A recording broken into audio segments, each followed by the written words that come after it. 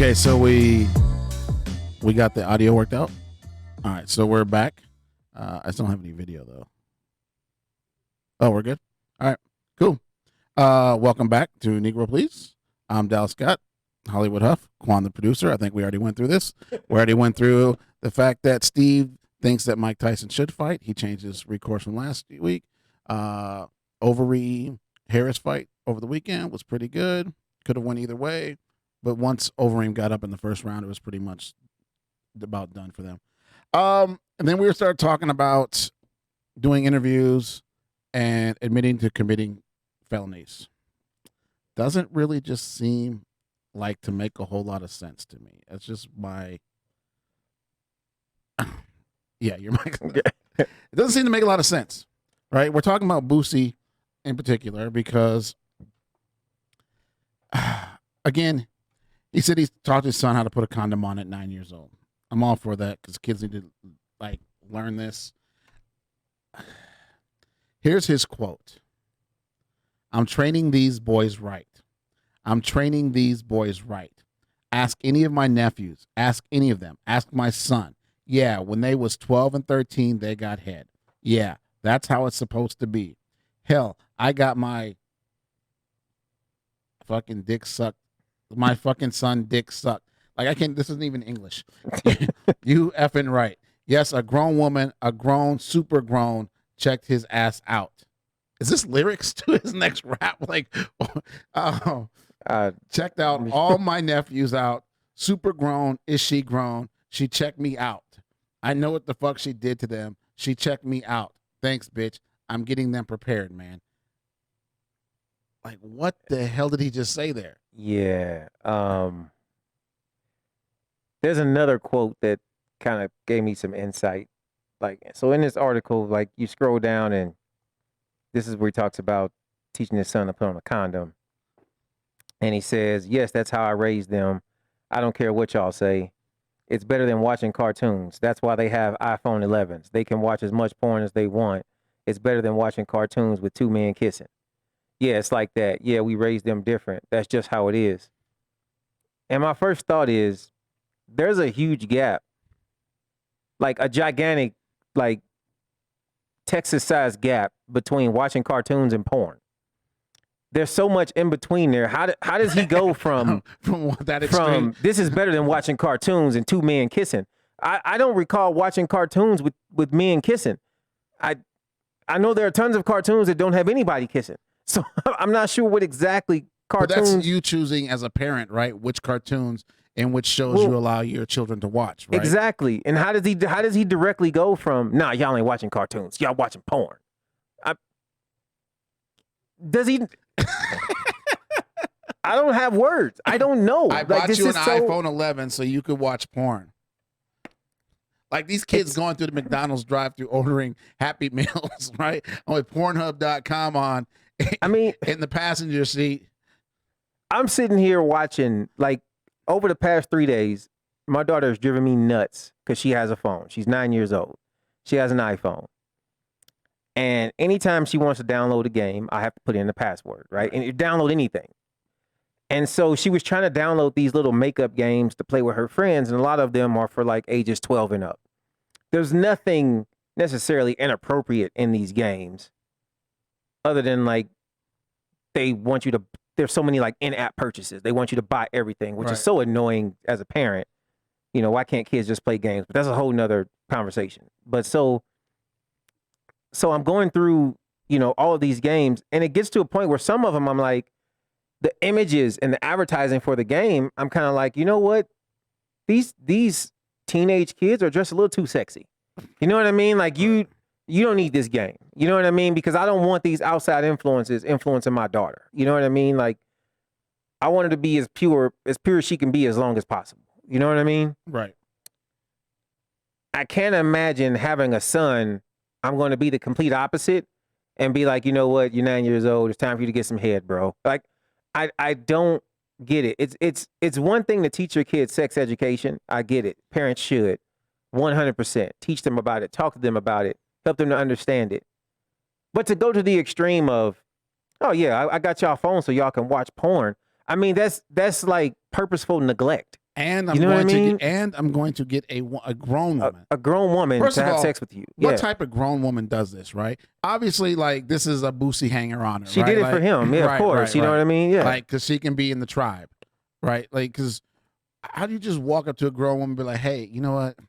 I know we friends and all, but I need you to do me this little favor, right? I got my little 12-year-old son and nephew over here. They ain't never had no head. Could you just go over there and, like, hook them up for me? This is sick to me, man. Like, this is... This is a felony. And this dude has already been in prison. Remember they had the whole free Boosie? I didn't think we should have freed him then. He should have went to jail then.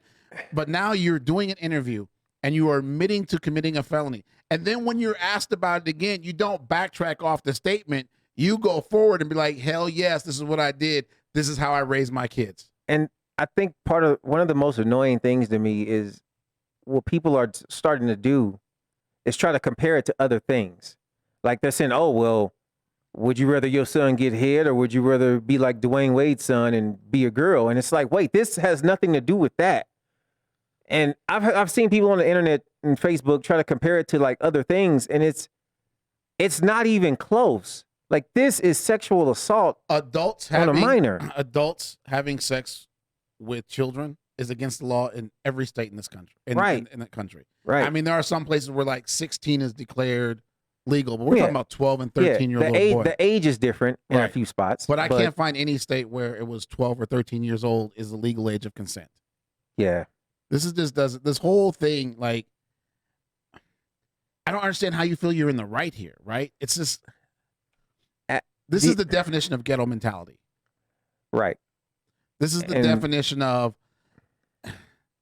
not being able to leave where you came from behind. And there's always this thing about don't forget where you came from.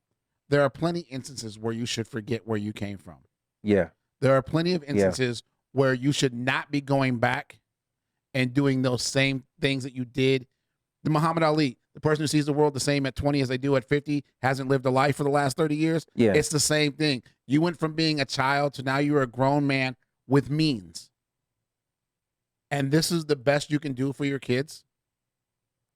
And I think that's what bothers me the most is I think about these kids who at this point have no shot.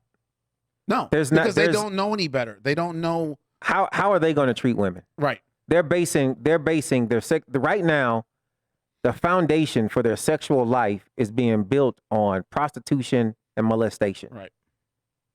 And that's what they have to go on. Can you imagine these kids now if nobody intervenes and helps and fixes their minds? Can you imagine them at 25? Oh, the havoc that they would wreak on women. Can you imagine Boosie if Child Protective Services shows up at his house and takes his kids away, and he doesn't understand why? And and people support this, man. There are people who are like, "Oh, this is all good. This is he's right. This is how it should be." How? Last week we did a show. It's the child molesters, the child pornographers, and the people with that same ghetto mentality that agree with this, right? Right. And like we talked about before we had the technical difficulties, if I did this for my 12 or 13-year-old daughter, I would already be in prison. Yeah. Right. They would have just, it's a girl. Like, it's much worse. I don't know that it is much worse. Like, I don't think that one is better than the other. Like, these are both really, in my opinion, horrific things to do to your child. Is innocence and purity only allowed to be delegated to daughters and young ladies? Right. You know what I mean? Right. Like I think part of the problem that I talk to a lot of my friends who are dating and people who are single, and when you hear from women how grown adult men act and talk about things and treat them as far as like sex is concerned. Right. When you hear instances like this one with Boosie and his kids, I'm pretty sure that some of the women I know who've had these horrible instances, those guys' childhood probably was nowhere near as close to as horrific as these young boys are. Right. In this instance. Right. I can't see them growing up in this situation and being better ambassadors for men to women. Right. You get what I'm saying? Like, there's no way that these kids are going to grow up and women are going to come in contact with them and be like, "Oh man, he is so great. Right. He's such a great guy. He's so respectful. Respectful. You know what I mean? Right? He knows how to treat me like a lady. Yeah. You know what I mean? It's and I'm gonna say this, like I want to, like, if you have a 21-year-old son, and it's his 21st birthday, he's a grown man, he's still a virgin or whatever, and you bring him to Vegas, and you want to go out to a brothel with him, I don't have no problem with that. Like, that's a grown man doing grown people stuff. Yep. We're talking about 12 and 13-year-old little boys.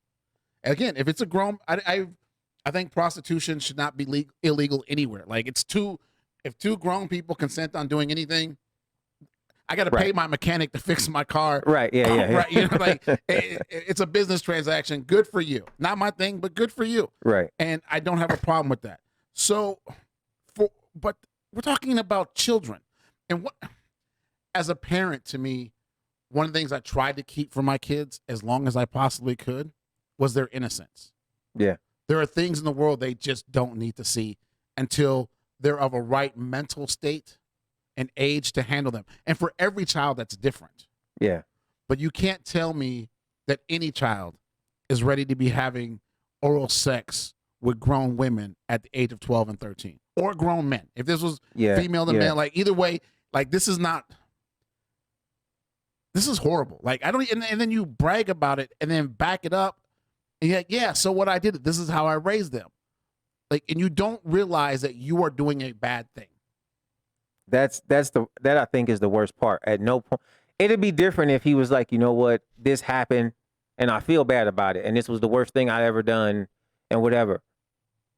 I might feel a little bit different about my opinion about this person as a man. You know what I mean? Right. He would be at that point admitting a mistake, which we've all in life made mistakes, some worse than others, right? But we've all done bad things, right? Right. To a degree. And you get to this point where I'm reading this and he doubles down and then triples down. And then it's like, yeah, that's just what we do. That's how it is. How is that? I just don't understand how that. The thing that, like, here's the thing that bothers me. And, you know, like Tekashi 6ix9ine, right? He snitched and he got out of prison sentence. And you got everybody and their mom hating on this guy for basically cleaning up the streets. Right? right. You know what I mean? Just for snitching. And everybody, like, there's diss songs about this guy, people hating on him. Like, you go to Snoop Dogg's page, there's a couple videos dissing him and this and that, right? Right. How come these rappers and these street guys and these tough guys, why don't they go after people like Boosie? Right. Why don't they go after George Zimmerman? Why don't they go after the cop who did a drive-by on Tamir Rice? Like, that's what I want to see. Like, if these guys want to be, like, so tough and so hard, and if you want to do something immoral, at least do something that can have an impact positively on a community. I don't understand why it's so easy for us to hate on. If you think about the irrelevance of a person like Tekashi 6ix9ine, God bless his soul. Like, dude's out of jail. He's making music. Well, let's talk about Tekashi. First of all, if you haven't already, subscribe to our YouTube page, The Negro Please. Like us on Facebook, The Negro Please. Same with Instagram, The Negro Please. Let's talk about Tekashi, right? Because Tekashi just got out of jail. Yep. I didn't realize it'd been a month. It was kind of low key when they actually let him out, and then he started running off his mouth. Yeah. So Tekashi may or may not cleaned up the world, depending on, you know, how you, like, because Cardi B's not in prison, even though he snitched on her, and neither is anybody else, which is weird, right? Because nobody else that he snitched on got arrested. Nah. So he's out of jail, and he released a new song, and he wants it to go #1, and he got into this is again, like, don't get in a pissing contest with the people who hold your career and future. Yeah. Right? He gets in a pissing contest with Billboard magazine. And essentially he's like, well, they could, you know, people could buy, they're never gonna let me be #1. And he just kind of went off. I'll be real disappointed. Billboard get paid for #1, somehow manipulates the charts. And then he, like, shows, like, in a video, like, the Hot 100 forecast. The media brand has taken heed to 6ix9ine's allegations and allegedly removed his entire chart history. So he has never had a #1 record. He has never even been on the charts, according to Billboard. And he, for somebody who's in radio for a long time, he's 100% correct. This is why people in the music business and radio business don't determine hits by the fact that you went number one, because number one records are bought all the time. Yeah. There's a thing called payola. It's technically illegal, but there's a way around everything. These record companies pay major amounts of money to these major radio companies like iHeart and Cumulus to play their records. It's not it's promotional money. They're giving the money technically for something else, but everybody knows what it's actually for. Right. So you can buy a number one record. He's 100% right. Well, his beef was, I think it was on Thursday. He was number two. I can't remember who was number one. Right. But I think it was Ariana Grande that was like number 4 or 5 or something like that. And it was like 9 p.m. or something Thursday night, and they post the new week's ratings on Friday morning. So it was like late at night. They posted something that caused her album to go up so many points. But see, to number one. Right. Yeah. But the system is, I don't remember, like a year ago, DJ Khaled got really upset because he tried to maneuver the system. Yeah. And Tyler, the Creator, jumped him and went number one. Mm-hmm. So Billboard, there's Billboard airplay and then there's Billboard sales, right? Right. And each one is done by a weekly basis. Right. So it is completely possible that somebody jumps you on airplay or sales. Yeah. Because if radio stations are being worked into the mix for the promotional money and everything, so they're playing Ariana Grande more than they're playing Tekashi, she will jump him. You've heard this phrase, number one, the bullet.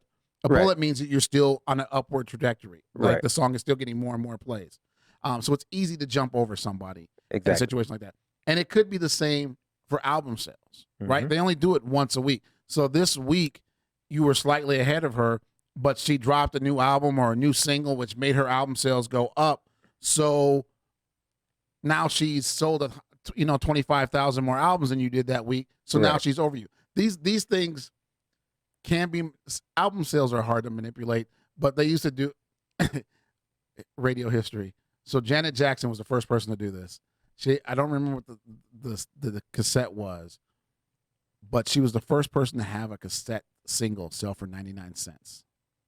Okay. Yeah. And when everybody else was charging like $4 for a cassette single, and like $12 for the whole cassette, she sold a cassette single for 99 cents, and it sold through the roof because it was only 99 cents. Right. So they manipulated the charts with good marketing. Right. So this can happen, and this is what Khaled tried to do last year. Was he tried to, because it was based on downloaded sales now, and he tried to do something crazy where like, if you bought this, then we gave you something for free or something like that. Yeah. And it didn't work for him because all of a sudden, because he went to Billboard and got permission to manipulate the system and see if this was okay, if they were going to allow this. Yeah. And then apparently they backtracked and didn't allow whatever there was a big argument between him and them or whatever. I don't know why anymore having a number one record means anything to anybody. It's kind of goofy to me because back in the day, that's what everything was based on. Having a number one album, it was a huge accolade to have. Everything was about the album sales because the only ways to get music was by purchasing the album.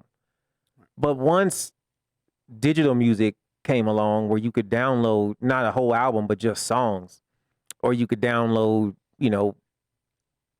just not have to go to an actual place and buy a physical album. That's like putting a 3-point line in the game, right? And then now they have all these streaming services. So now you have so many streams, which to me kind of sucks because now that's like a 4-point or a 5-point line put in the game. Because now with streaming, it's crazy, right? I'm because already Jay-Z paying for a owns Tidal. service, right? Jay-Z owns Tidal. Do you think Jay-Z records aren't going to be number one, or Beyonce records aren't going to be number one? Of course. And so here's my beef with counting the streaming services is that back in the day when I had to go buy an album, that means I was a fan. I put money out there, and more likely than not, I bought that album because this person made good albums that I liked, right? Well, now I can't tell you how many crappy albums I've listened to through a streaming service, and that person got credit for it or got paid for it, and I've never listened to it again. But back in the day, I would have had to buy that album and listen to it, or I wouldn't have bought it at all. So now these artists are making so much money. Tell the truth though, you bought a lot of CDs back in the day. Of course, because of one song, and then you got them and like the rest of this is crap. 15 songs and only 3 of them are cool. Right. You know what I'm saying? Right, of course. Yeah. So now, of course, I love the streaming services for that reason, right? You know, there was an album I bought recently, and I didn't buy. I mean, I streamed it recently, and the first 2 songs were dope. The next 12 tracks or 10 tracks or whatever was on there, I was like, this is pretty garbage. You know what I mean? It was just was whack. Great because now you can just like.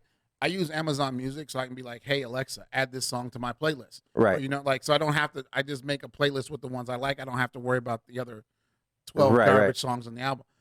But as much as music has changed, a lot of these streaming services, like, they're going to battle with the artists now because they're not paying the artists what the artists feel they deserve from the streaming services. Yeah. Because you're playing my song a million times, and you're giving me $1,200. There's something wrong with this here. Right? Yeah. There's something wrong with this math here. But I agree on some points. Certain artists should be compensated probably more. But then on the same strength of that, how many of those 12 million plays were just that first listen, and it was like, you know what, this is trash. You know what I'm saying? Like it's just like, and they don't. It doesn't have a play again feature. You know what I mean? There's no reason for me to listen to this a second time or a third time. I didn't add it to any playlist. I didn't download it. But then like Spotify will have like a tekashi song on your Boosie playlist. Right. Yeah. Let me hear Boosie, Boosie's channel, and then they'll play a tekashi song on there. And even though you don't want to hear that song, they're playing it for you anyway. Right. So I feel anything electronic to me just seems so much more easy to manipulate. I wish we could go back to the days of you actually had to buy a CD or something. Yeah. Remember, like, this is telling how old we are. Used to be able to go into a record store, put on headphones, and listen to the CD. Yeah. Before you bought it. Push that little button and listen to the CD. And now I think on Apple, you can listen to like a 30-second snippet of each song. Right. But yeah, I spent hours sometimes. Like, that's how serious music was back in the day. Like, that's why when people say like, oh, music is trash now, like, that's part of the reason why, because we had to go to the store, and if somebody came out with a new album or a new artist or something, maybe we saw the video on MTV back when they played music videos, right? You would go to the store, say, hey, I want to listen to this CD or this album or whatever. They let you listen to it for a while, and you could decide, okay, this is dope, I want to buy it, you know? And it was funny because the crappier it was, it seemed like the longer I listened to it.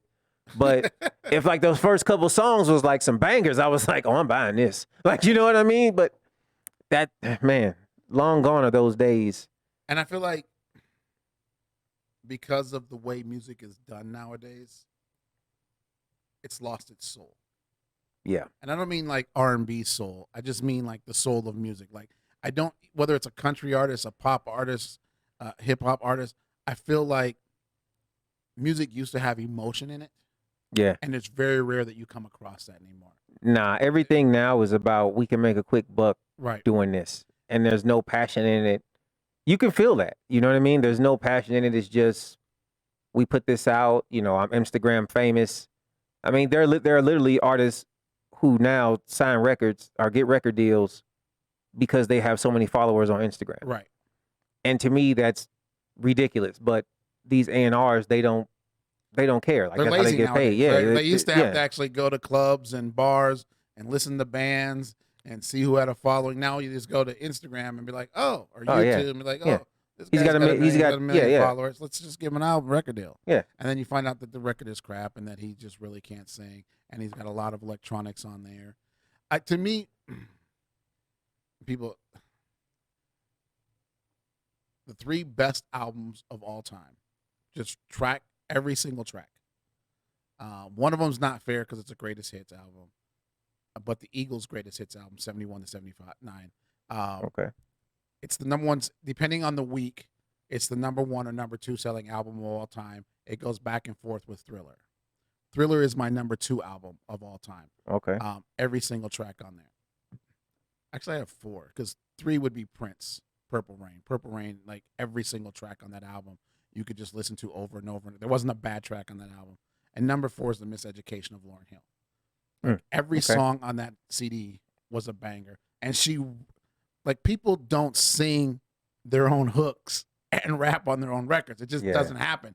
And she did all of that, and there was so much emotion and pain in that album from, you know, talking about her affairs with Wyclef when she was a married woman. Like, I don't feel like people put that effort into music anymore.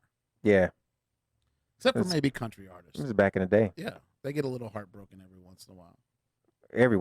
Every song. I feel like every country song is a heartbreak song. No, there's a lot of drinking beer songs. I mean, like. But it's drinking beer is about a heartbreak.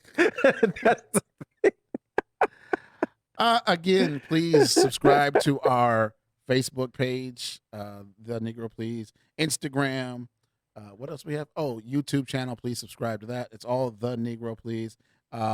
Please share this if you're watching in our watch party on either my page or Steve's. So this, I don't even know what to say here. Like, I don't understand. Deandre Baker and Quinton Dunbar. Oh. These guys play in the Frickin' NFL.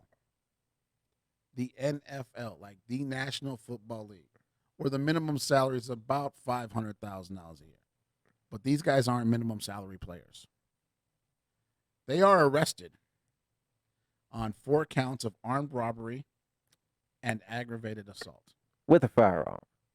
With a firearm. Yeah.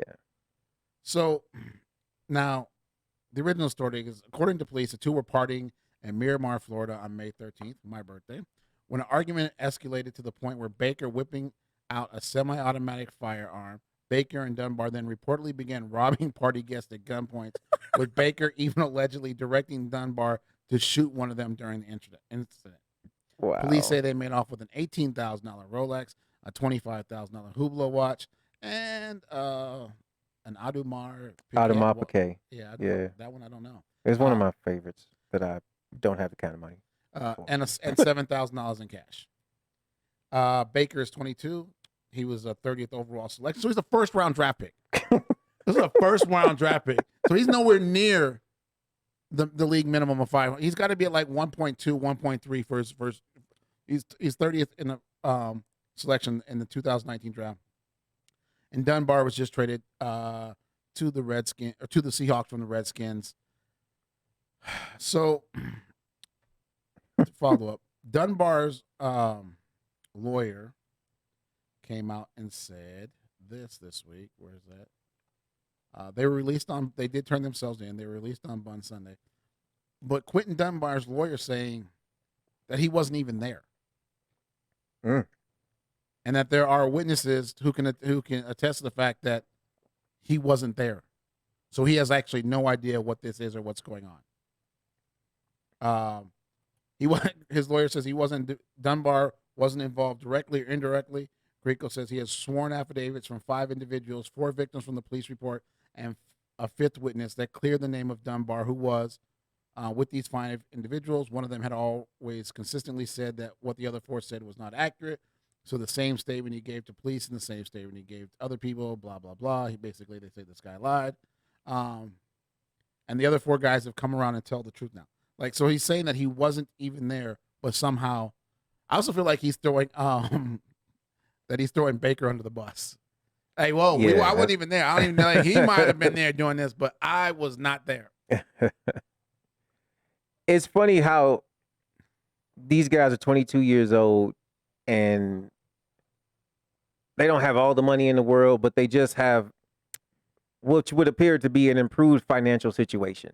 They have a lot of money. Yeah, they have a lot of money.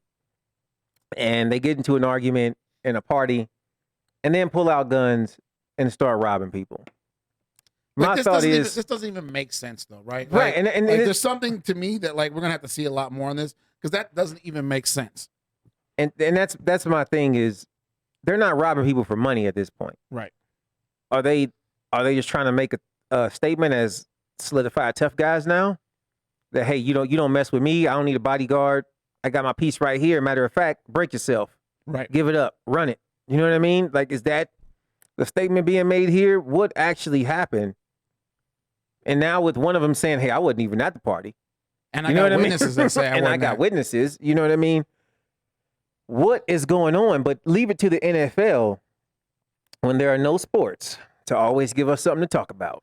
And to these guys' defense, they'd probably be in training camp right now, or not training camp, but like OTAs or something. They be doing something. Yeah, right they now. be busier than just. So it's COVID's fault. In the middle of a quarantine, being at a party, they be somewhere else. You're quarantined. So, yeah.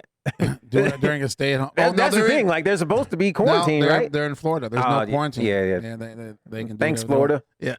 Hey, Florida man strikes again. Florida strikes again. Florida man strikes again. Like, I don't even understand. You can't make this up, man. And it just happens to be Florida. And there was originally a story that said that they were being hustled out of their money or something, and they got mad and then they pulled out the guns to get the money back. Couple things. If you are an NFL player, there's just things I don't understand that you do. Yeah. And I say NFL players because this seems to happen a lot more with NFL players than anybody else. A, if you're drunk, don't get in the car and drive. You have money, you can afford an Uber, or you can afford a driver for the night. Right. B, if you have to go out and you think you need a gun to be out, hire security for that. Yeah. It's not, I mean, the money you have, you can afford security to go out on a Saturday night. Man, I'm cheap. Right. Right. Hire me. Yeah. Like, real cheap. you yourself should never be in the position where you're the guy holding the gun, in my opinion. I understand you have to defend yourself, but you have the ways and means of hiring somebody else to carry the gun, because nothing ever is going to come right of you having to be the guy with the gun in hand. Right? Plaxico Burress, like nothing's ever going to. For real. Like, no matter if you're 100% right, you're always going to be wrong. Right? Yeah, exactly. And especially if you're out having drinks or whatever you're doing, that you can hire somebody. It's expensive, but for you, it's not that expensive, right? If you can go out and buy $100,000 car, $200,000 sports car to drive around, you can hire security to be out with you for a night. There's some security guards like at the top of the line who make like $1,000 a day, right? And that's for a whole day. And that's a lot of the private guys out here. But there are a lot of guys, and this is not even a joke. This is not like some bum security guard. We're talking about like these special forces and ex-military guys who have been divorced because they're literally just kind of a little crazy, and their wife is taking everything that they make on a paycheck. $300 a day. Yeah. Yeah. Even less. Yeah. Like some of them will work for, no joke, like $10-15 an hour. Yeah. Yeah. Like, and these guys are trained, they know what they're doing, they're competent. They just want cash under the table so their ex-wife or whatever can't take it in an alimony check. Right. And these guys like flood the security field. You know what I mean? Like working in the private sector for people. It's not expensive to hire somebody. No. And if you make a bunch of money and you just need this guy, I don't know, one night out of the week when you're going to the club, it's pretty easy to you're going to spend more than that on alcohol. Right. You know what I'm saying? You're going to spend more than $300-400 on alcohol. Why not drop $300 for a guy who basically is your driver? Yep. He's not going to get drunk or do anything stupid. You have a safe way home. He's the guy with the gun, so nobody else is going to rob you. Like, there's so much more you could do here other than deciding to go to a party and carry a gun for yourself. I don't understand I used to, years ago when I was in Charleston, South Carolina, working radio, the guy who ran our station, our general manager, his wife actually had a company, and what they did was all rookie NBA players, I don't know if she still does it, had to go take a class with her. Mm. And basically the class was how to invest money. Mm-hmm. Don't listen to your friends. Yeah. It's basically, okay, you're going into a professional business here where everybody's eyes are going to be on you. This is how you should act. Right. I don't know if the NFL has a program like that, but somebody should, right? They should, yeah. Maybe we should start this program. Maybe.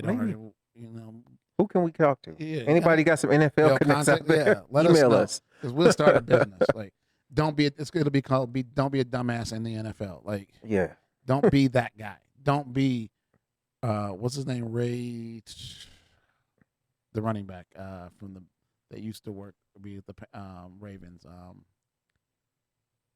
What's his name? Quan. The dude who got caught selling dope. No, he beat his girlfriend in the elevator. Oh, Ray Lewis. Ray No, Rice. he just Ray killed Rice. somebody. Ray Rice. Ray Ray Rice. Rice. Yeah, No, yeah. Ray Lewis The other bad killed somebody. That's Yeah. what I was thinking. Like No, he didn't kill. He allegedly. allegedly. Yeah. Let's not Okay. have like Ray Lewis over here trying to sue us. They found out I didn't do anything about it. But you Okay. shouldn't have been in the situation anyway. Right. Right? Yeah. Like you don't. Just think about that for a minute. We're not talking about just the NFL. There have been so many criminals on just that one team that we're sitting here like, which Ray was it? Right. You know what I mean? Right. Which Ray are you talking about? Right. You know what I'm saying? Like that's how many criminals. So It's like, just violent offenders. so Jeremy, he was talking when he was in Afghanistan. Base security contractors got like $60K a year in the Middle East. Yeah. So he's like, you for sure could get somebody Oh yeah. to guard you for like Yeah. no, yeah. Like, and think about this: if you're making $3 million a year, $60K a year for armed security It's nothing. it sounds like a good deal to me, Yeah. right?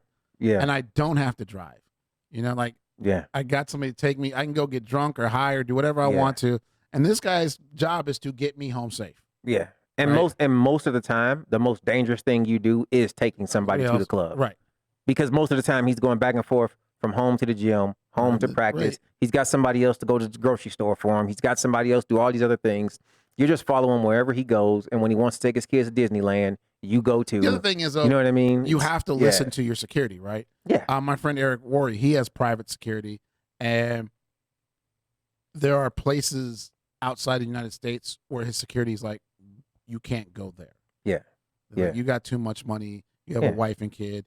It's simply not safe. Yeah, like Yeah. even with us, they'll send Yeah. in 40 armed guys and come take you and then want a ransom for it. Like, Yeah. but you have to be willing to listen to those guys. If your security guy's like, shit's about to go down in here, we should probably leave. Yeah. You know, like this is probably not a good place to be.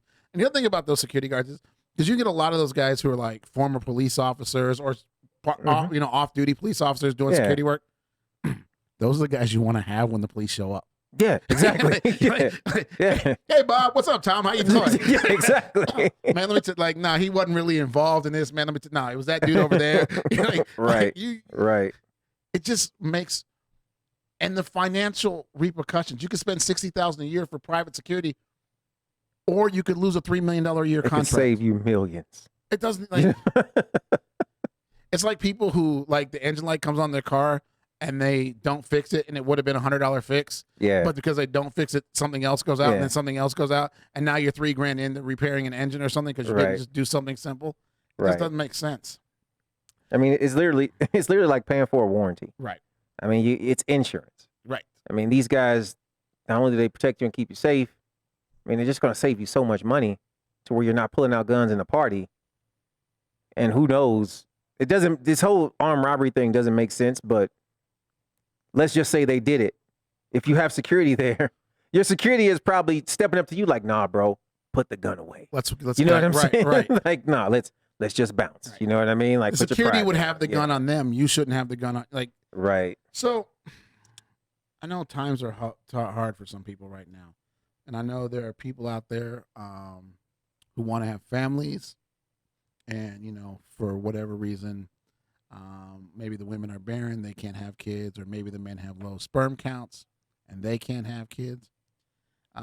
Men, we have a solution for you. Mm. We have a solution. If you are a man and you cannot have kids because your fish don't swim or whatever it is, we got it fixed. I'm going to tell you what you do. Jump on a plane. Go to Nigeria. Female pastor by the name of Veronica. She's sleeping with her male church members, and they can be healed of infertility because God has anointed her vagina. Go ahead. Turn the mic on so you can spit your food up and laugh. Quad's over here. Like, he's really trying to hold that food in his mouth.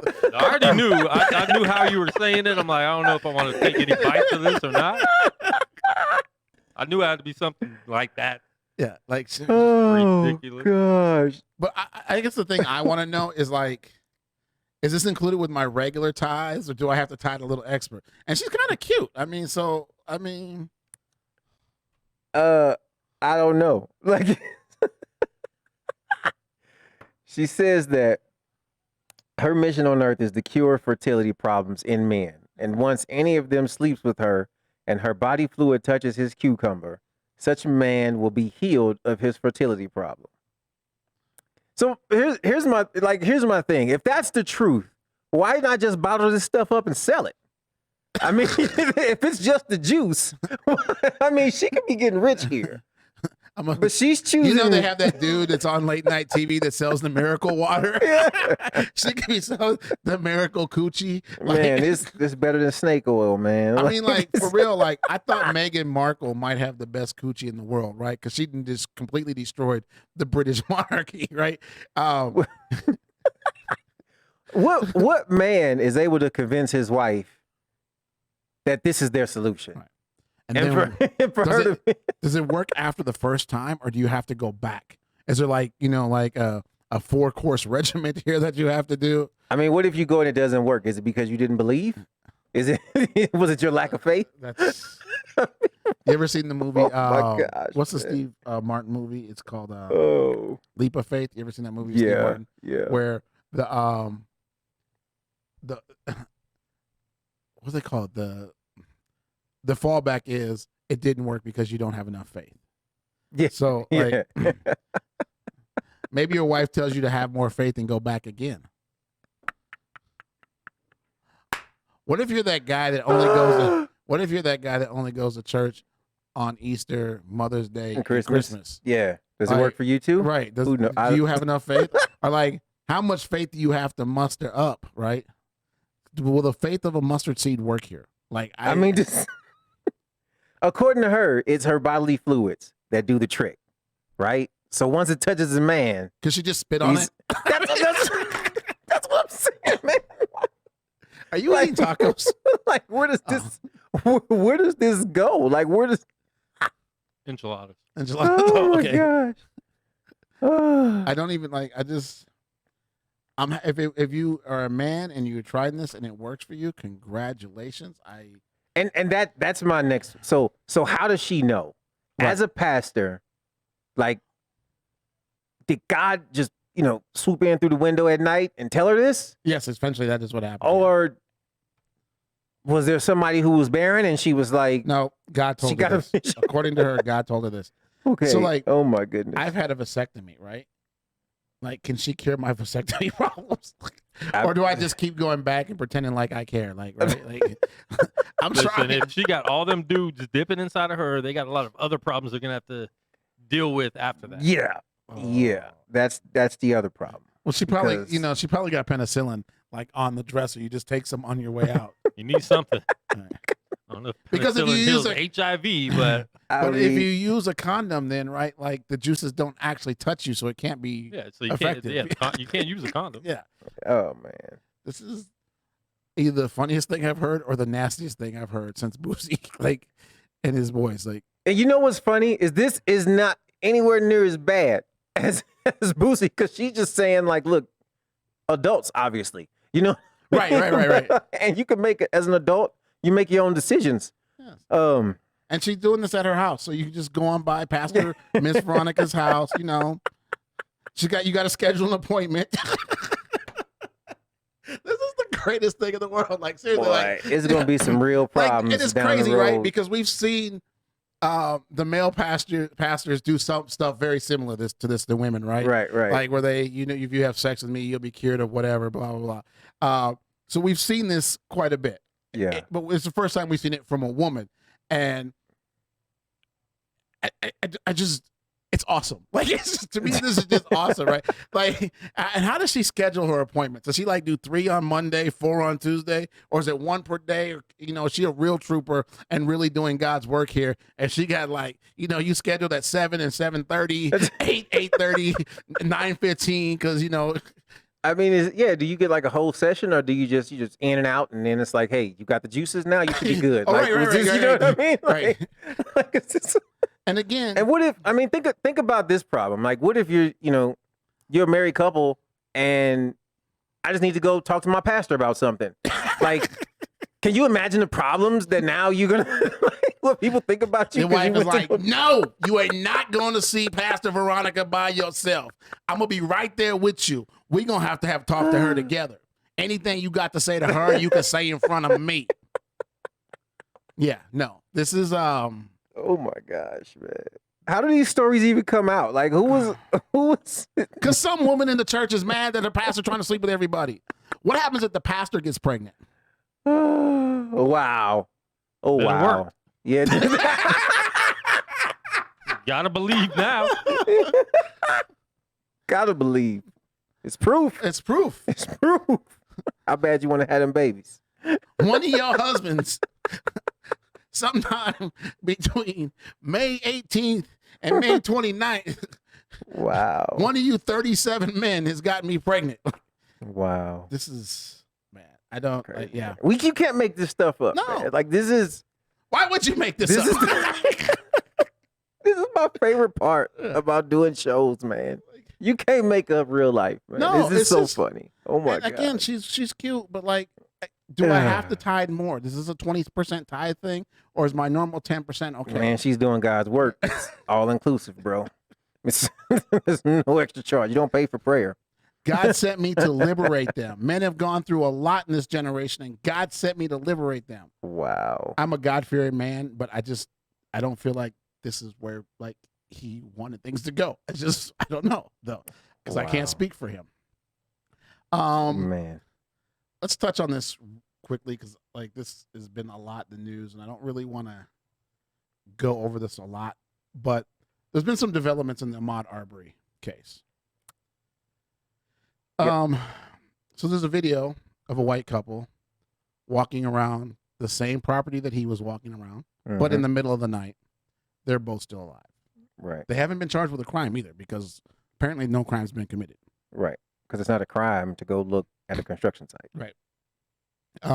And at the worst, it would be no trespassing, which is like a very minor misdemeanor and a slap on the hand, Right. depending on if they have signs posted or whatever. We expect that though, right? We expect that, and we knew stuff like that would come out. And Yeah. So this one though,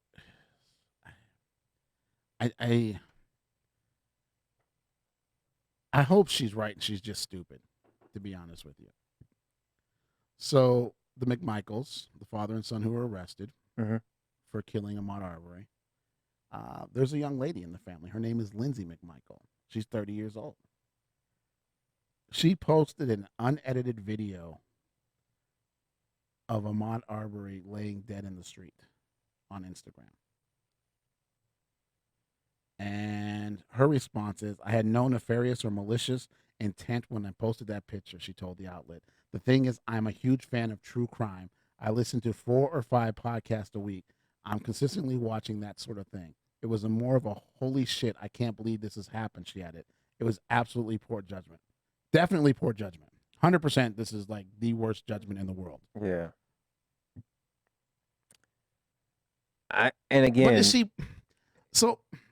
This is look. First of all, you guys were right, right? You guys were right.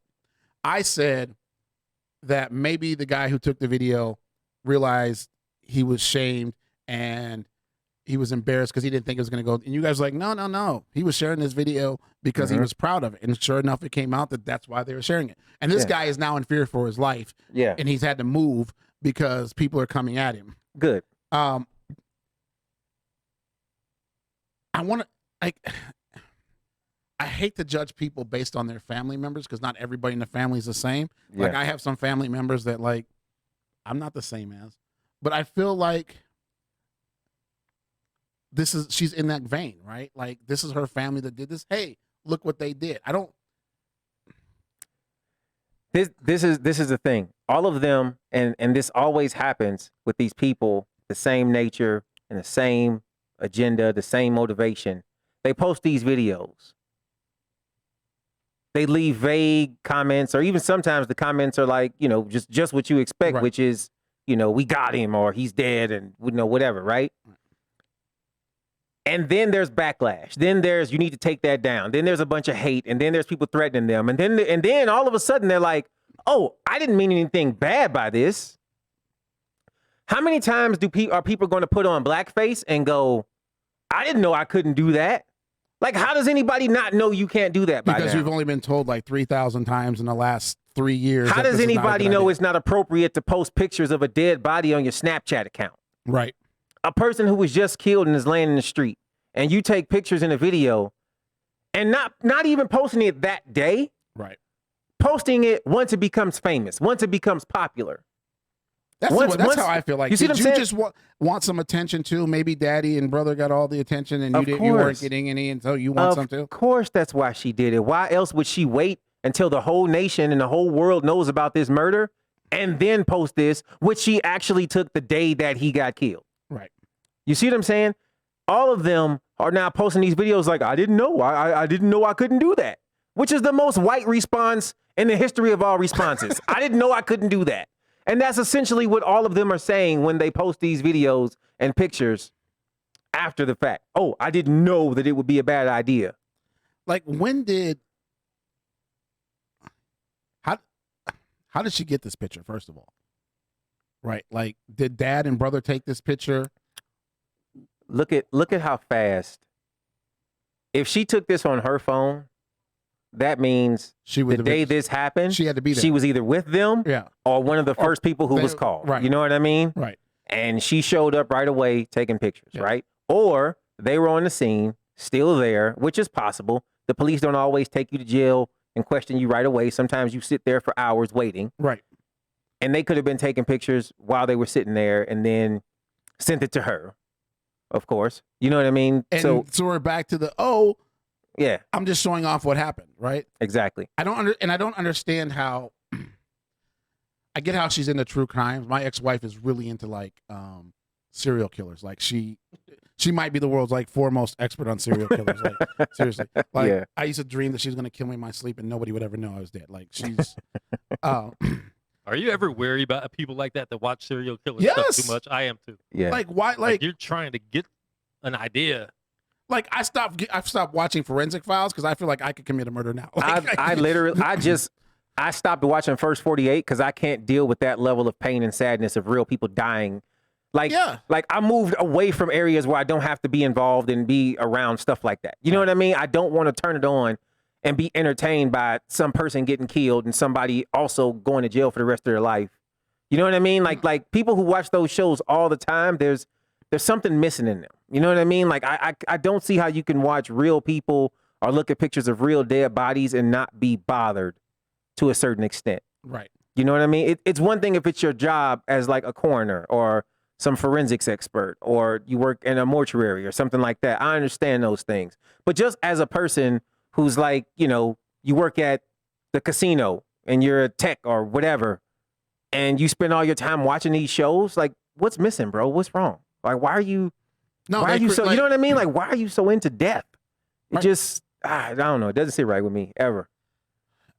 I watch them every once in a while. I feel you like know what she I mean? should be But, charged with something, right? Like I feel like anybody who posts anything, not just in the Ahmaud Arbery case, but when you have pictures that could be evidence yeah. and then you post them on social media, I feel like that's a crime. I don't know. I'm sure it's probably not, but I feel like Yeah. that should be a crime, especially if you haven't given these pictures to the proper authorities to begin with. And that's my thing is how are these images helping anybody with anything? That's kind of my thing. If you have, like, say you have a blog and your blog is about, you know, maybe you chase ambulances and you take pictures of whatever and you have a whole site and news, you know, your own news outlet and it's dedicated to that. Okay, fine. This is clearly not what she has. This is, Right.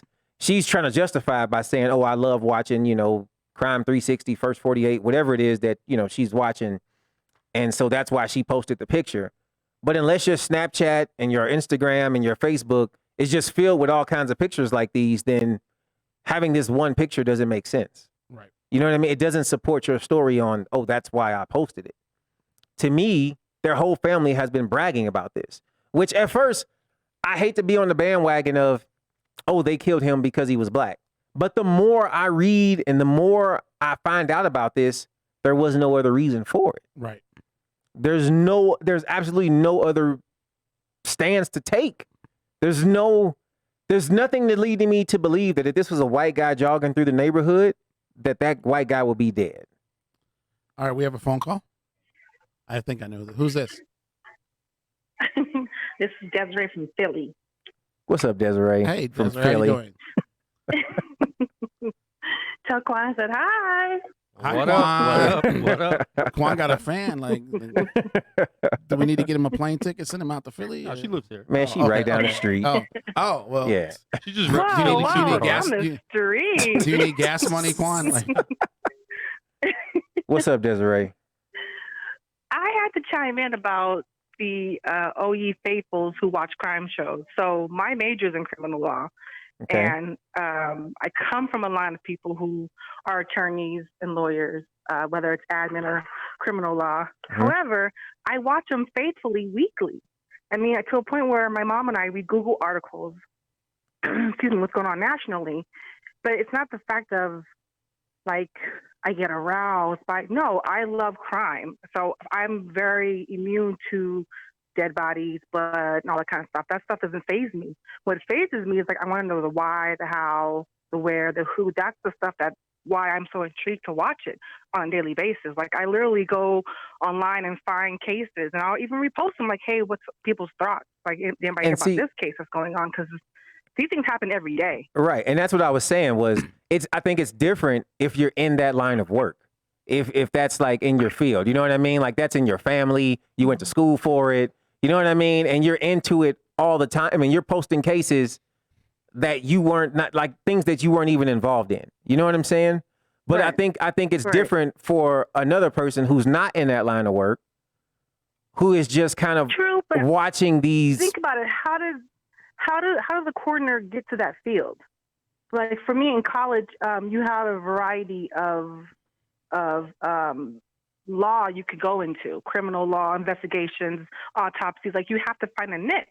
That's what you want to do as far as the job goes. Right. You know what I'm saying? So you're gonna have to be intrigued by something. If death is your thing and medical death is your thing, then that's your thing. You know, then you can do postpartum stuff and you would follow that. But you would have to find that niche early. I think if that's your thing, though, then that's one thing. Like you're into that. You know what I mean? Like you said, you watch multiple different shows. You do research. You're reading about it. You're talking about it. Yeah. You're doing all these things. It's not like you're just only talking about basketball. You love basketball wives. You're doing X, Y, Z, and then all of a sudden, I'm scrolling through your feed and there's one picture of a dead black guy. You know what I mean? And now Right. all of a sudden, you know what? Oh, I'm a big fan of First 48. Like, no, there's a problem there. You understand what I'm saying? Like, Yeah. like I can No, I can I understand get it. people being entertained by these shows to an extent, but then there comes an overwhelming Right. amount of just you're being entertained by it, but Pure there's entertainment. there's Right. no other source of like intriguement in it. There's no other follow up to, you know what, I'm gonna look into being, you know, a person in this field. You know what I'm saying? Or I'm gonna look into, Right. you know, trying to take a job like this. I think it's a huge difference when people, it's like back in the 90s, there was these tapes called Faces of Death. yes. And it was just murders. Like it was people being murdered or people getting hit by trains or just falling off a roof. Like Right. There just, were like just six video. of them. Like, they yeah, it started was with like Face of Death, volumes and of it. Was it. like, Yeah. and it became a thing. So Like there's a show that comes on Old Spike. It's called 1,000 Ways to Die. yeah. It's most of it's made up stuff, where it's like combinations of how people died. Right. It's Yeah. not really real, Right. right? And Right. It's just like a maybe, or Right. they could have died this way. Yeah. and a friend of mine was over at my house, and I was watching it, and she was like, "This is morbid as hell." She's like, Yeah. "How can you watch this?" I'm like, "Well, it's not really real, and all the people in here are portrayed to be like drunk or on drugs Yeah. or criminals getting in who do something stupid." They're all and act- reenactments Right. also. Yeah. but they're not, Right. and they're not Right. actually real. It's like they take like 3 different ways that people died and make it into like one yeah. one version of how a guy died, when in reality that never happened, Right. even though they try to say it's true, Right. you know. But I never thought about it until she was like, "This is just kind of morbid. Like, how can you just Yeah. laugh at this when people are dying?" Because I don't think it's, I Right. never thought it was true. Yeah. You know what I mean? Like I just always assumed there was a fakeness to it or something. And the way it's Right. portrayed, it's funny to me. But Right. in reality, if I had to Right. watch a show like Faces of Death, I don't think I couldn't watch that. Like even back then in the 90s, I couldn't watch Faces of Death. Right. Because I just that it was very extreme to see something like that. Yeah, you see a guy get hit by a train and his whole body just splatters. Yeah. Like Randy Johnson hitting a bird with a baseball. Like that's unsettling. Like I don't know how people can watch that. Right. And those are the people that bother me. And I definitely agree. Right. And that's about the comment. I definitely agree when it comes to people who are just entertained, not, like I said, not for a greater purpose, but are just entertained for, oh, did you see that? Or, oh, look at his head. Or, you know what I'm saying? Like, this it's like some kind of whatever gratification they get from seeing such trauma. Right. Like, that's not my niche. My niche is like, okay, how this happened, you know, or the circumstances, the whole scenario. Like the guy, oh my God, I just watched this last week, but the guy who got shot in his house upstairs and he died in the closet. Like, how did this happen? How did this so-called raid happen? And the guy's in the closet hiding and they have 78 bullets holes from the doorway up the staircase to the closet. Like, how does this happen? How does this black man die? So it seems like that's what intrigued me to find out how, you know, why is this going on? See, and what intrigues me is that is how is nobody arrested for that? Right. Like guys hiding in his class, 78 shots. Like, yeah. I'm not even like nearly as proficient with the gun as Steve is. I don't need 78 shots. Like wrap your mind around that. For one person. I'm not talking about a drug lord. I'm talking about somebody who has didn't walk into a crack house or warrants. Right. No, this is a suburban apartment, townhouse type setting, and you know what I'm saying. So it just gets overwhelming with all, especially. And I hate that it's race. Seemingly always race motivated, right? Because like now we're living in a world of it's a black man, but it's reality, and people don't want to even see that, and it gets so tiring and frustrating because now you have to deal with it. Like someone was talking about how now racism is alive, right? We can walk down the street and now it's comfortable to say how we feel and our demeanors, but now we're able to do that and act upon it. Like the guy trying to make a delivery in a suburban neighborhood and some random white citizen says, "What are you doing in my neighborhood?" None of your damn business. 18-wheeler. He's in an 18-wheeler truck in a neighborhood and you have to have a gate code to get in and you're trying to stop him in an 18-wheeler, not like a personal Hyundai or nothing is Hyundai. I'm just saying it's becoming erradical. It's becoming so erradical, and I don't understand. I don't understand. I don't know if you guys have heard about this. But there's this thing. It's supposed to be called the blackout. I'm not even going to mention the dates of it. And the reason it annoys me because it was started basically that black people need to stop spending dollars, and if we don't spend any dollars for one day, that we can show an economic difference in this country. My problem with this was that the people who put this together, white people were trying to get on board, and they're like, "No, we don't want you. No, you need all the help we can get. We need all the help we can get." Like, and if white people are willing to stick up and say, "Hey, this is wrong," and we want to show other white people this is wrong, and we have your back, then you should allow them to do that. But for you to be like, "No, this is just it's not just a black thing," and as black people, we shouldn't be accepting that or expressing that. It's an everybody thing. Right. It affects everybody. Right. Desiree, thank you very much for calling into the show today. It becomes you're welcome, guys. You're welcome. I'm so glad I got an opportunity to listen. I've been telling people I'm going to listen always, and I can never seem to catch you guys. But now I got you on follow, so I look forward to hearing from y'all. All right. Thanks very Desiree. Much. Before we get out of here, I got to give shout outs to the original TV bad boy. Some of you know him by his real name, Ken Osmond, but most of us know him as Eddie Haskell. Like, I'm not old enough to see Leave It to Beaver in real time, but as a kid, I watched reruns of Leave It to Beaver, and Eddie Haskell was his best friend, who was always in hijinks, always in trouble. He was like the cool dude on the show, and then they would give the lesson to like why you should not be like Eddie. He died yesterday at 76 years old, but I don't know if a lot of people know this, but after the show, he became a cop. Oh, wow. I didn't know that. He worked for the Los Angeles Police Department. He actually retired from there. Wow. Yeah. So big shout out to him because he was like, to me, he's the original bad boy on TV that I can remember as a kid. Like, he was the guy that was like always a troublemaker. And like, there's a lot of characters today that you see on TV that are really just bad knockoffs of Eddie Haskell. Yeah. And that was back when TV was wholesome. Right. You know, mom stayed home. She didn't have a job. she made breakfast and dinner, and everybody had like big nice plates, and Yeah. Dad came in from homework, sat down on the couch and put his glasses on and read the newspaper, and we had 3 channels to watch. Right. So I want to just give him his props because he did a lot for TV. We'll be back next Monday, 5 p.m. I'm just waiting for them. There it is. Boom. I'm Dal Scott, Quan the producer, Hollywood Huff. If you have stories that you want us to talk about, please hit us up on Instagram or Facebook. And then please, Instagram, we're The Negro Please, The Negro Please on Facebook. And please subscribe to our YouTube page, The Negro Please. Thank you guys very much for joining us. See you next Monday, 5 p.m. Pacific Standard Time.